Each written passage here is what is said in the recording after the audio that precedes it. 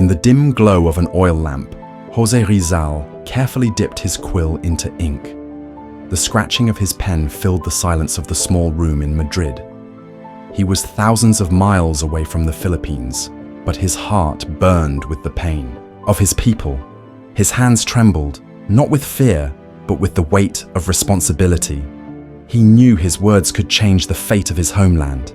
Born in 1861 in Calamba, Laguna, Rizal was the seventh child of Francisco and Teodora. From an early age, he witnessed injustice. The Spanish friars took lands, imposed heavy taxes, and treated Filipinos like second-class citizens. When he was only 11 years old, his mother was falsely imprisoned, accused of a crime she didn't commit. This injustice stayed with him. It planted a seed, a quiet but powerful resolve that one day he would fight back. But not with swords or guns. With words. Rizal's brilliance led him to study in Ateneo and later the University of Santo Tomas. But the discrimination he faced as an Indio pushed him to leave the country and pursue further studies in Spain. It was there that he wrote a novel that would shake the very foundations of Spanish rule. In 1887, his book, Noli Me Tangere, Touch Me Not, was published. It told the story of Crisostomo Ibarra, a young Filipino who returned home to find his country suffering under the cruelty of Spanish friars. The novel exposed corruption, abuse, and oppression, igniting a fire in the hearts of Filipinos. The Spanish government banned the book immediately, but it was too late. The message had already spread. Rizal had become a threat. The friars declared him an enemy of the church, and Governor General Terrero warned him to stop. But Rizal refused to be silenced. In 1891, he published a second book, El Filibusterismo, The Reign of Greed. Unlike his first novel, this one was darker, angrier. It no longer spoke of peaceful reform, but of revolution.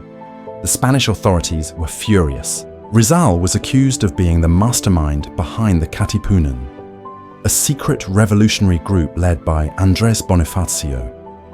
Though he denied involvement, he was arrested in 1896 and sentenced to death for rebellion, sedition, and conspiracy. The morning of December 30th, 1896 was cold. Rizal stood in Bagumbayan, now Luneta Park, dressed in a black coat. Spanish soldiers surrounded him. A priest approached, offering him a crucifix, but he declined. He had already made peace with his fate.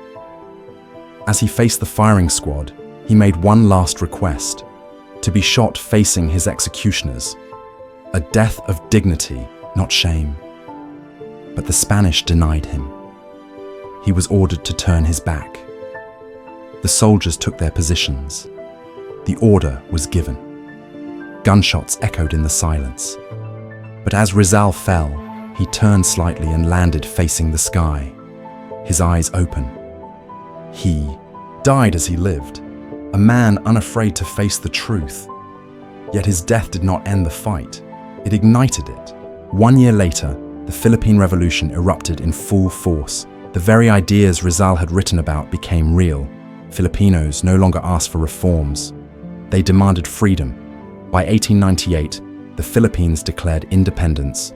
Today, José Rizal is remembered not just as a hero, but as the man whose words awakened a nation. For the pen is mightier than the sword, but only when wielded by the brave.